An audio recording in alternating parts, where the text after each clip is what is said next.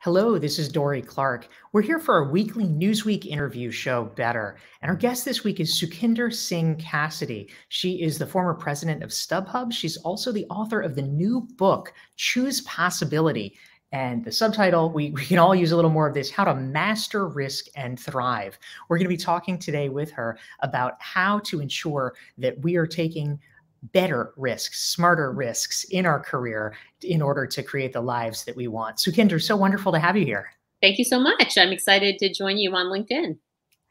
Excellent. And for those of you who are tuning in live, please feel free to type into the chat box and let us know who you are and where you're tuning in from. We'd love to hear from you, and we'd love to hear your questions for Sukhinder. So Sukhinder, the first question that I have for you. So choosing possibility, that sounds like something that just about everyone can get behind. But of course, we all know from experience that a lot of people feel conflicted. They feel paralyzed. You talk about a problem that you say in many ways may be at the root of all of this, the myth of the single choice. Can you explain what this is and why it's so pernicious? Sure. Well, I think we can all identify with feeling paralyzed, right? By one choice, big or small. Sometimes we're paralyzed even from taking the smallest action. And what I call the myth of the single choice is this myth we all carry in our heads that we are one choice away from glorious success or abject failure. That there is one choice that is the make or break decision in our careers, in our personal lives. But I often say to people, what if I told you that one choice does not make success or failure? What if I told you that, every time you make a big choice, between you and the big reward you imagine is probably 10, 20, 100, 1,000 more choices to be made?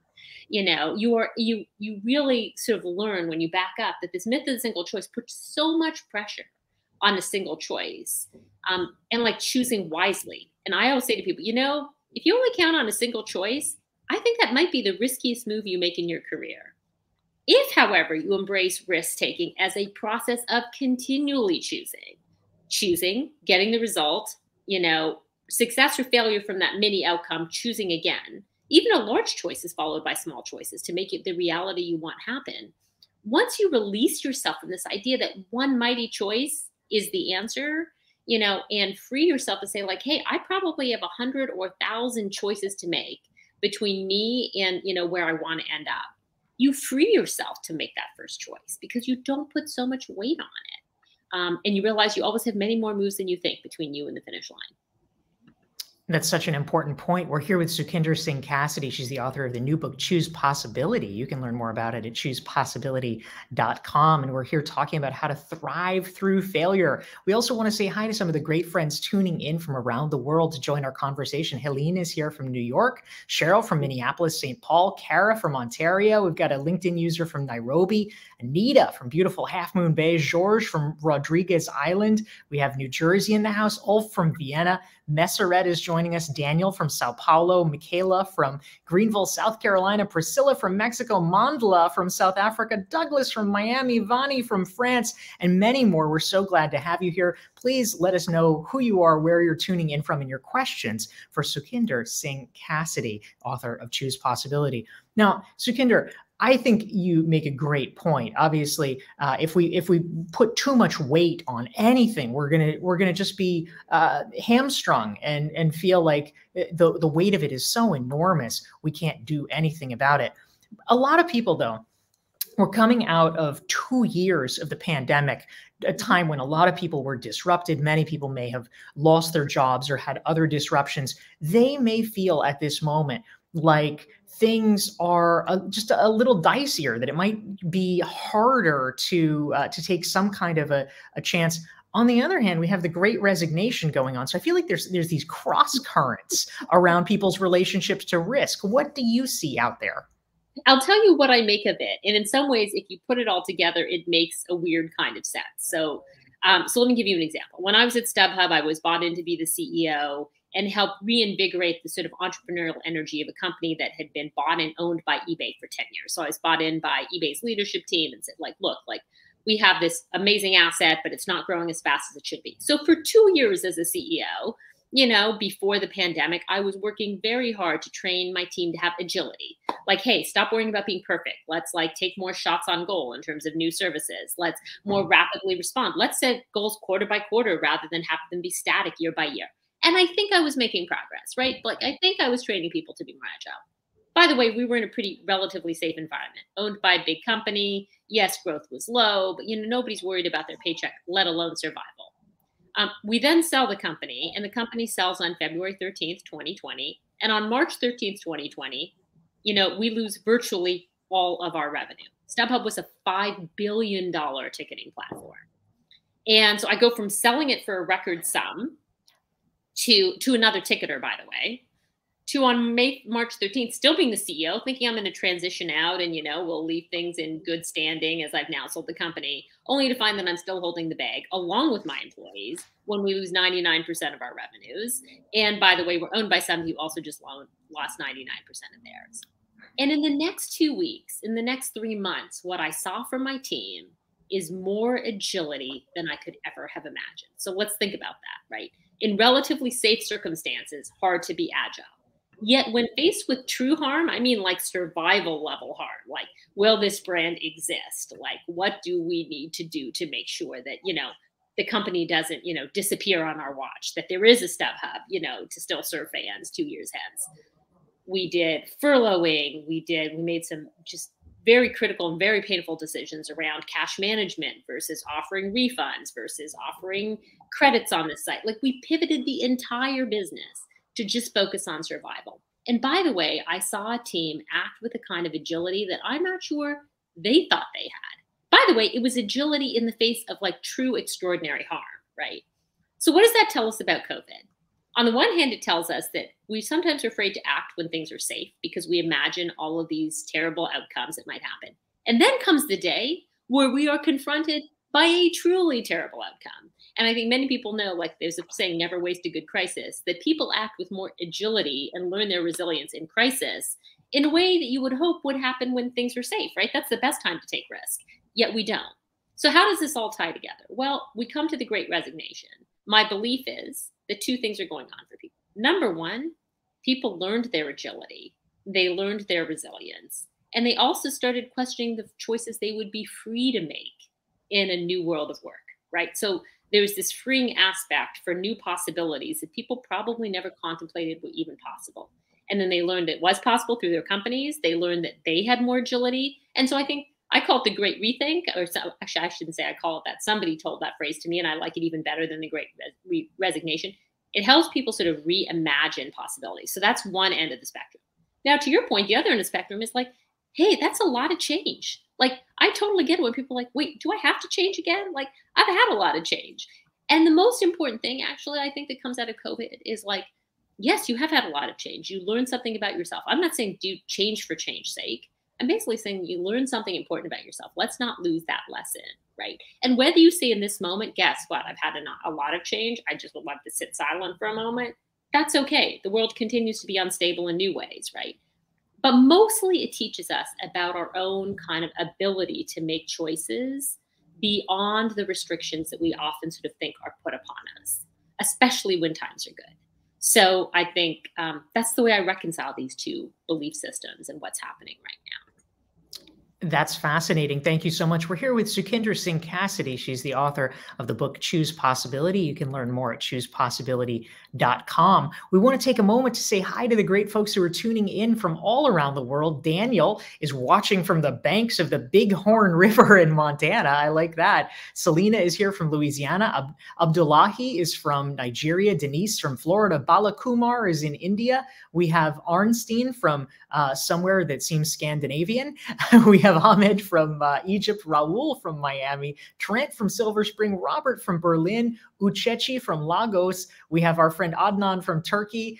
We've got Muhammad in the house. And we are so glad to have all of you. We're looking for your questions for Sukhinder Singh Cassidy. Feel free to type them into the chat box. And Sukhinder, one of the things that I'm curious about, your book is called Choose Possibility. It sounds like an encouraging statement for people, but it's actually more than that. You have laid out a specific process about how one chooses possibility. This is not just rah rah. You actually have a kind of formula that people can plug into to learn how to do that. Can you share a little bit about what that looks like? Sure. Well, first of all, I think that we have two opposing things going on, right? We're people who are paralyzed, and then this world where the what we see and celebrate in the world is these like big, bold risk takers, like Jeff Bezos, or Elon Musk sending, someone to Mars, let alone the moon. And the problem with both of these is like the reality is somewhere in between, right? The reality is paralysis is not safe. If you just stayed still, there's lots of data to suggest that your skills will decline, that they'll become less relevant. So like staying still, not the answer to personal growth. You know that. But if somebody says, just take risk, just take risk. I mean, and your model for risk taking is this like, the celebration of like one mighty choice, when in fact, what we don't celebrate is the 1,000 choices that those people made beforehand, right? We sort of extract it. That you're caught in this like willy-nilly place. So the book is meant to give you a structure around risk taking. Like, of course, we all want to take more risk, but we want to be smart risk takers, right? I mean, again, like taking risk foolishly, like taking one shot and just like out of luck, like that to me is not about being a smart risk taker. So the framework I lay out in the books is like, hey, how do you think about little choices and big choices? And first of all, I think framework number one is, you think you don't have risk to take today? You think the only risk is small or mighty? I would challenge that belief system. I'd say that most people every day can take risk to learn, to discover, to achieve an ambition, or to avoid harm. Those are all choices you could make today. So if you thought about anything with an uncertain outcome as a little risk, the first thing to do is sort of embrace a framework where you practice a little risk taking every day. And people are like, well, what's the value of that? I'm like, well, first of all, at individual choice levels, like if you started to basically say, gosh, if I take only a big risk to get a big return, I would tell you that the framework suggests that at a single bet level, it's not linear. You might have a little risk that leads to an outside reward. You might have a little risk that leads to a little failure. You might have a little risk that leads to a little success. You might take a little risk that leads to absolutely nothing other than learning.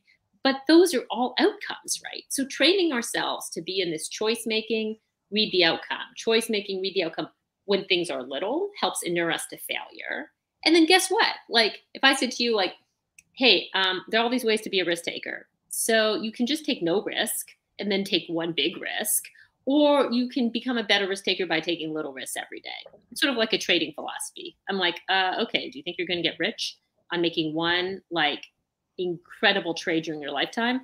The best traders are portfolio traders. They like literally it's about the frequency of their bets, some small, some big, and becoming more calculated over time as you see the results.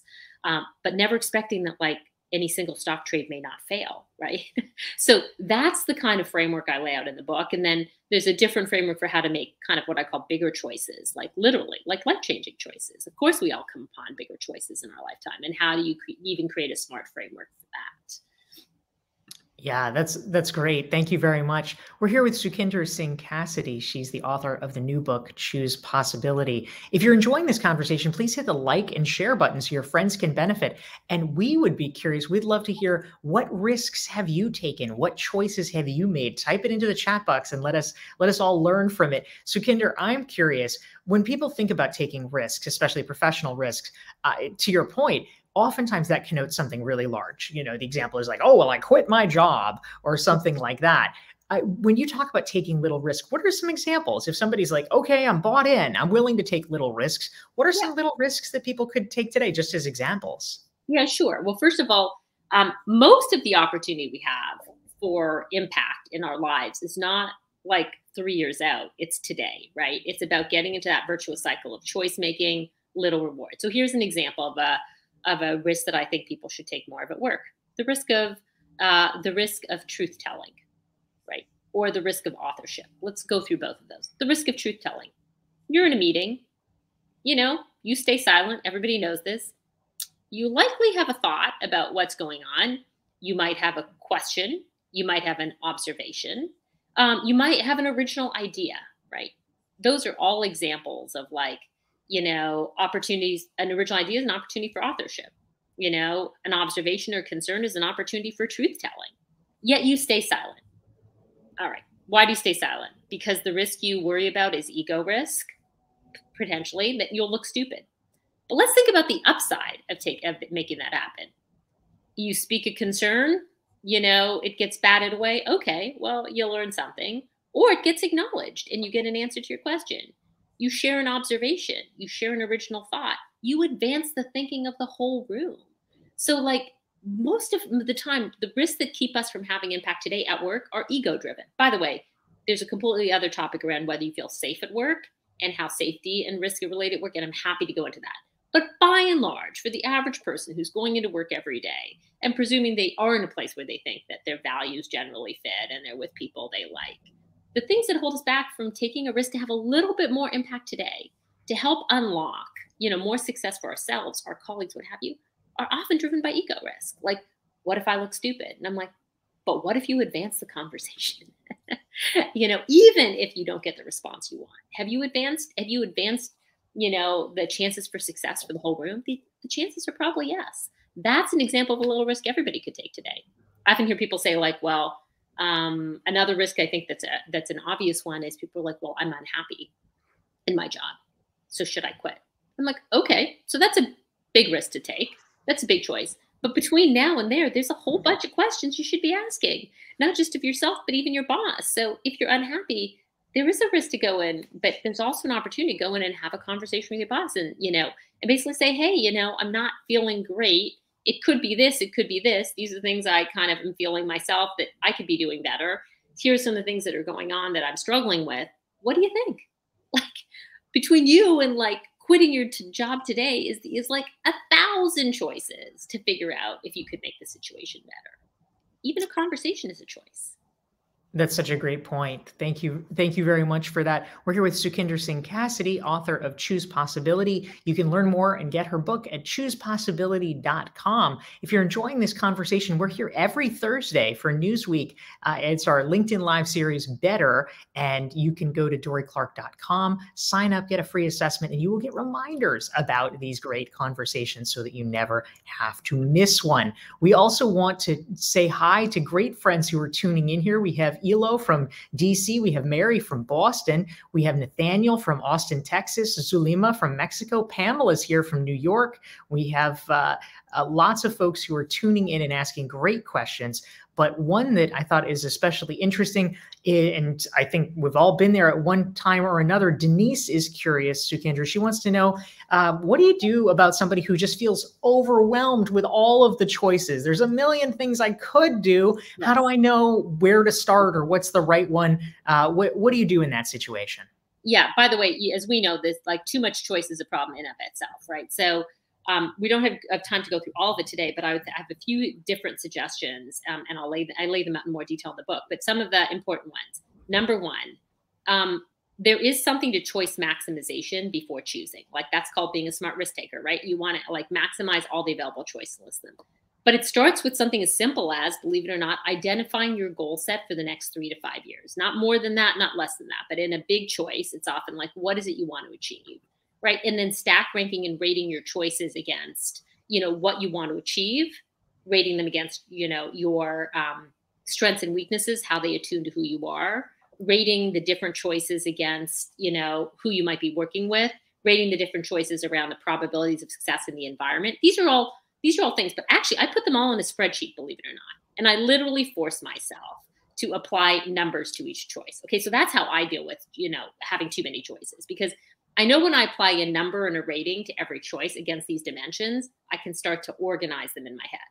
The second most important thing, I always say, like, set a time frame to make a choice, because to your point, you could live in choice maximization forever and never move. So what we all know is important is, like, you need to set a deadline for a choice. And if you can't make what I call people the maximum viable choice, you can't just pick one from the menu, make the minimum viable choice, which is, what is the smallest incremental move you could make today towards the entire choice set, as you reveal information. But to be honest, mostly what I do to reduce choice sets is I rate, I rate, like, literally numerize them. Number two, I set a time frame for taking an action. And number three, I commit myself to what I call the minimum viable action. I'm going to take at least one minor move even if that minor move is just keeping on unfolding the options, but I have to take a directional move, some kind of action. because people are overwhelmed by too much choice, ironically. So you have to find a way to organize it, but really set a time limit on your decision making frameworks. Time limits are a really important point. That's great. We're here with Sukhinder Singh Cassidy. She's the author of the new book, Choose Possibility. And Sukhinder, a great question came in, a very philosophical question from our friend Douglas in Miami. Douglas wants to know, how do I know if I'm taking a risk as opposed to being reckless, since I'll never have all the information that I need? In a world of incomplete information, how do we actually make sense and feel comfortable pulling the trigger? Well, first of all, Doug, I can almost guarantee you're not going to be reckless by asking that question. Like, what reckless risk taking to some degree looks like, think about creating that spreadsheet I talked about and saying you want to rate it against these dimensions and not even having the information available to rate it. So that to me is an example of being reckless. You put it down and I say, okay, how does it match against your goals? How does it match? How does this choice match against your strengths and passions? And values? How does this choice, maximize working with smart people? How does this choice, sit in the macro context? Are you entering something with a headwind situation or tailwinds, right? If you can't answer those 4 basic questions, chances are you're being reckless. Like, you want to choose without the information, knock yourself out. But if you set a time frame for yourself to go fill in the blanks against any known parameters, you will have enough information to broadly compare and make a choice. And as we know, no choice is perfect. We often think that, right? We think if we have perfect information, we'll make the perfect choice. Not true. You can have completely perfect information and still make a choice that doesn't work out. That's why it's called risk. Like, you don't know what the variables you anticipate and how they turn out in reality. The most you can do is anticipate, and then anticipate how you would respond if something changes. You can do that too.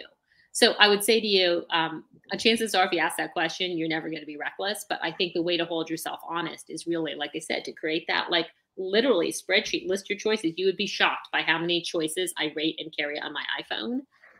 But just be able to say, what are my criteria, and fill in the blanks on your criteria. That's the best it's ever going to be. But I think recklessness looks like not getting all the information. Recklessness looks like not maximizing your choices. So somebody says to you, hey, Dorie, go here. And you're like, oh, I think I'm going to go there. And I'm like, okay, well, can you step back and tell me what your goals are? Okay, Dorie, you're going to go there. Does that serve the goal you have? Did you stop to think about your goal? Hey, Dorie, what are 3 other ways you might get to that goal? Just say to the person who's pressing you for a decision, hey, can you give me a week? And go into rapid diligence on 2 or 3 other choices that could get you to the same place. So to me, those are the ways to avoid being reckless. So good. And I assume, to your point, that there are some choices that it's not worth doing that level of research. If I say, yeah, I'm here teaching at Columbia today in New York, and if I said to someone, where should I go for food afterwards? And they say, oh, go to this place. That's probably not where I'm going to be rank ordering them, correct? You're right. Unless you want to drive yourself crazy on risk taking. I always say to people, little risk taking, what you're really doing at any moment in your head is judging the upside versus the downside. And on little risk, I would just say most people overblow the downside, where I would say, play for the upside. Most of the low risk we take every day upside. And if you fail, guess what? All you're doing is training your risk muscle. So most little risks are not worth it. Certainly on big choices, my spreadsheets compete with the best of them. Oh, that's fantastic. And just to your point, Sukhinder, you were talking earlier about the myth of the single choice, and Cheryl wants to back that up. She says, I had assumed that a project I was leading was my only option, but I was able to switch to one that was a better fit the same day I presented that alternative to my manager. Yeah, you're absolutely, this is what I mean, right? We tend to think very binary. This was one of my kind of, breakthrough words when I was writing the book. And when I speak about it, we think in black and white terms. It's this or it's that. But if you thought about choices incrementally, you would find that there are a lot more variables and a lot more incremental choices between this choice and that choice. It's not often this or that.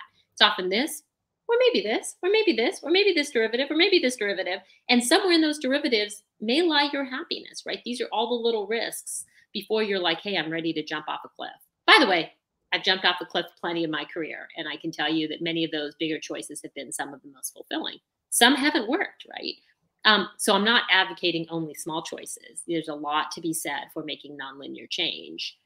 Mostly I'm advocating for thinking about, your infinite set of choices as opposed to presuming you have only one. Excellent point. We're here with Sukhinder Singh Cassidy. She's the author of the book Choose Possibility. You can learn more about it at choosepossibility.com.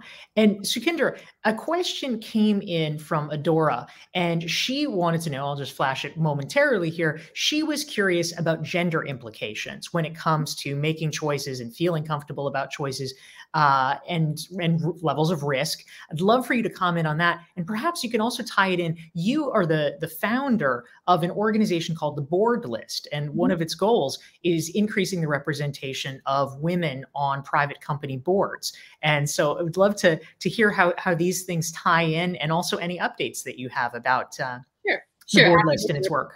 Happy to hit all of it. So first of all, I think just on gender, if you think about the average workplace, people are like, hey, Sukhinder, how can it be that, like, you know, one of the theses in the book is possibility and choice is abundant, as you can probably hear from my language, right? But how does bias exist? And I'd say, well, just because possibility is abundant, it doesn't mean it's evenly distributed, right? And we would all agree that the lack of level playing field may mean that I have more choices than you have, right?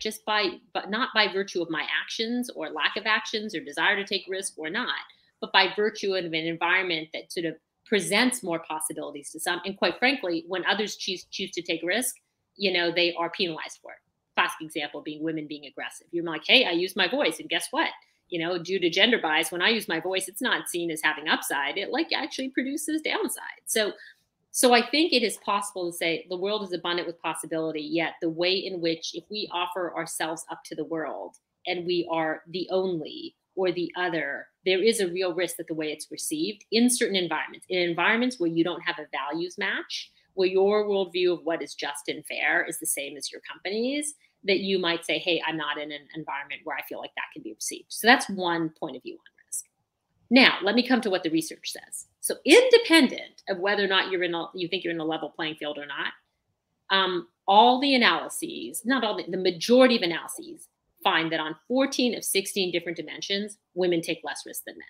So by its very nature, less shots on goal, okay? So if you believe that part of, like, you know, mastering your career is going to be a great risk taker in order to unlock its cumulative rewards over many choices, well, if you make less choices and take less risk, you're unlikely to get the same level of rewards over the long haul.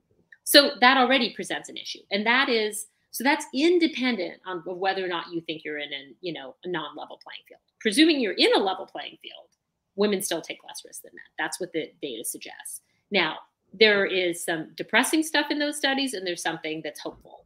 The depressing pieces here are that women and girls are more cautious and take less risk than they should, including small risks. Men and boys are more indiscriminate in their risk taking and take risks even when they shouldn't. Okay, so there's the shots on goal.